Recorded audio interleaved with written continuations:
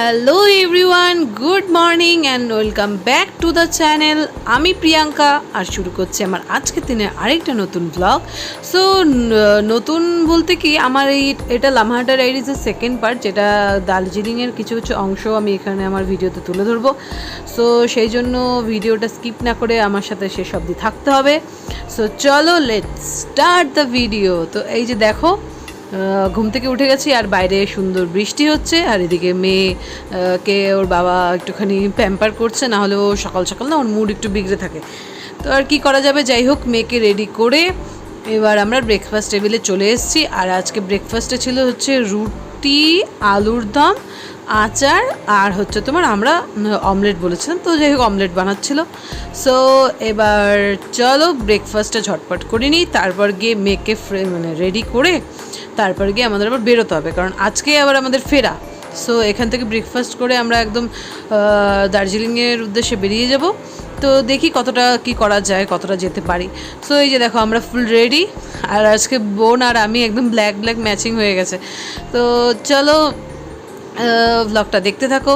So আমাকে অনেকেই বলেছো যে আমার ভিডিও অনেক লেটে আসে, মানে অনেকেই অপেক্ষা করো যে ভিডিও কখন আসবে বা কবে আসবে।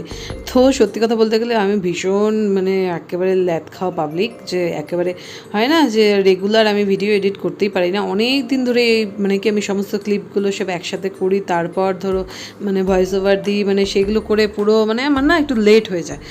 তো যাই হোক আমি চেষ্টা করব, যেহেতু তোমরা চাইছো যে ভিডিও তাড়াতাড়ি চ্যানেলে আসুক, তো আমি চেষ্টা করব অবশ্যই যে তোমাদের জন্য তাড়াতাড়ি ভিডিও আনার। সো এক ঝলকে তোমরা পুরো হোমস্টেটা তো দেখেই নিলে। আর এই যে দেখো হোমস্টের সমস্ত ডিটেলস, ফোন নাম্বার। তো যদি কারোর ইচ্ছে হয় তোমরা থাকতেই পারো। আমি তো তোমাদের আগের ব্লগে বলেইছি যে বলতে পারো পকেট ফ্রেন্ডলি, বাট যদি তুমি জরুরি কিছু তোমার আসবাবপত্রর প্রয়োজন হয় বা একটু রুমটা আরেকটু তোমাদের যদি ভালোর প্রয়োজন হয়, তাহলে এটা তোমাদের জন্য বিগ নো একটা অপশান। তো আমরা যেহেতু একদিনের জন্য এসেছি আর রুম অ্যাভেলেবেল ছিল না, বৃষ্টি ছিল, তো যাই হোক আমরা আসার পর এগুলো দেখে তখন আমরা ভেবেছি যে অন্য হয়তো রুম নিলে ভালো হতো। তো আর কি করা যাবে, এই যে দেখো আমাদের গাড়িও রেডি, ড্রাইভার দাদা নিয়ে বাইরে রেডি করছে গাড়ি, আর আমরা এদিকে এখন সমস্ত কিছু বিল ফিল মিটিয়ে এবার গাড়িতে গিয়ে উঠবো। কারণ অলরেডি তখন 9টা 9:30 হয়তো হয়ে গেছিলো, আর বৃষ্টি কি কন্টিনিউয়াসলি বৃষ্টি হয়েছে। আমরা জবে থেকে গেছি সেই দিন থেকে আজকে ফেরা অবধি একেবারে আমরা কার্শিয়াংয়ের আগ অবধি পুরো বৃষ্টিই পেয়ে গেছি। তো এই যে দেখতেই পাচ্ছ রাস্তার কন্ডিশন, একেবারে বৃষ্টি, তার ওপর মেঘ। যদি সত্যি বলতে গেলে কি, যারা ওরকম পাহাড়ে ড্রাইভ করো না তাদের জন্য না একটুখানি সমস্যাই। তো চলো এই যে লামহাটা আমরা ক্রস করছি, আর এই যে দেখো ঘুম স্টেশনে আমরা পৌঁছে গেছি, যেটা দার্জিলিংয়ের একটা মেইন অ্যাট্রাকশন বলতে পারো। সো এই যে আমরা ঘুম স্টেশনে এসে গেছি, আর এখানে এসে একেবারে প্রচণ্ড বৃষ্টি শুরু হয়ে গেছিলো। তো যাই হোক এই মুহূর্তে একটুখানি বৃষ্টিটা কমেছে, তো ভাবলাম এবার ঝটপট একটু ঘুরে নিই। সো চলো এক ঝলকে পুরো ঘুম স্টেশনটা তোমরা দেখে নাও। আমি আমার ব্লগের মাধ্যমে সবসময় চেষ্টা করব তোমাদের সামনে ছোটো ছোটো জিনিসগুলো তুলে ধরার। জানি অনেকেই গেছো, বাট তাও একবার দেখে নাও।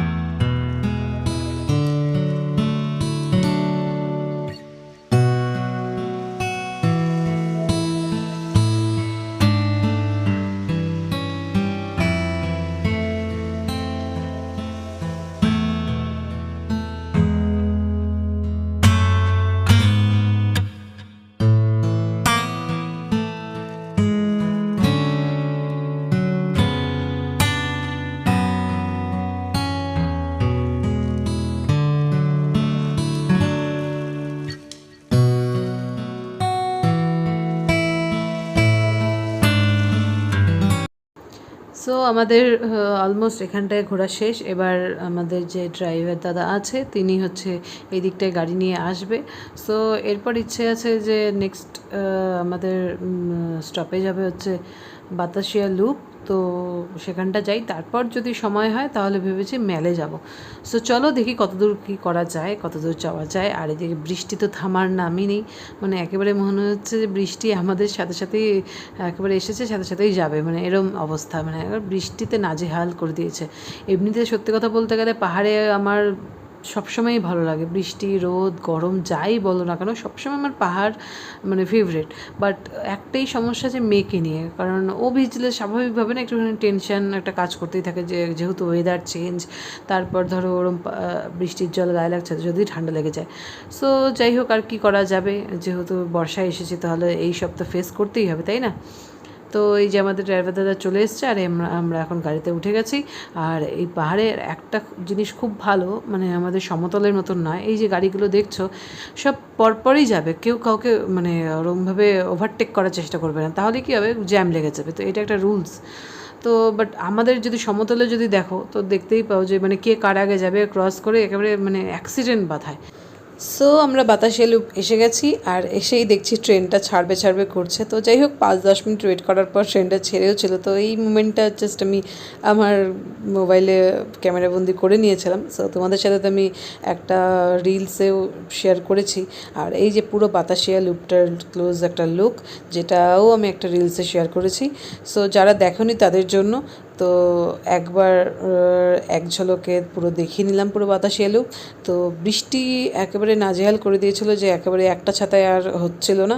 তো আর বৃষ্টিতেও ওভাবে ছাতা ছাড়া থাকাও যাবে না, কারণ এইরকম বৃষ্টির পরিস্থিতি, এত জোরে হচ্ছে বৃষ্টি। তো সেই কারণে আরেকটা ছাতা কিনতে হয়েছিল।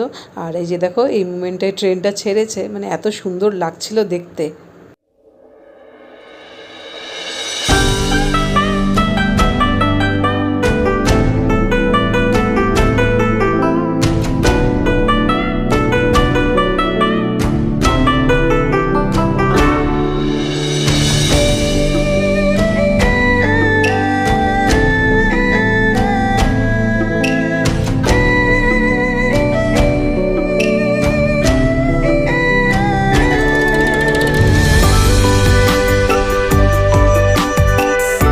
সো আমরা বাতাসিয়া লুপ থেকে বেরিয়ে বাড়ির উদ্দেশ্যে বেরিয়ে গেছি, কারণ কি বৃষ্টি থামারই নাম করছিল না, আর মেয়েকে নিয়ে ওভাবে আর ভিজে ভিজে ঘোরাও সম্ভব নয়, নাহলে মেলে যেতাম।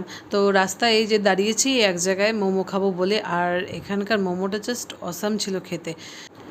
আর এই দুজনকে দেখো গাড়িতে উঠেই আবার ঘুমিয়ে পড়েছে। আর আমার মেয়ে একটা এমন হয়েছে যে মানে পুরোটা জার্নির শুরু থেকে এন্ড অবধি মানে আমার বোনের কাছেই ও থাকবে, বোনের কাছেই খাবে ঘুমাবে সব।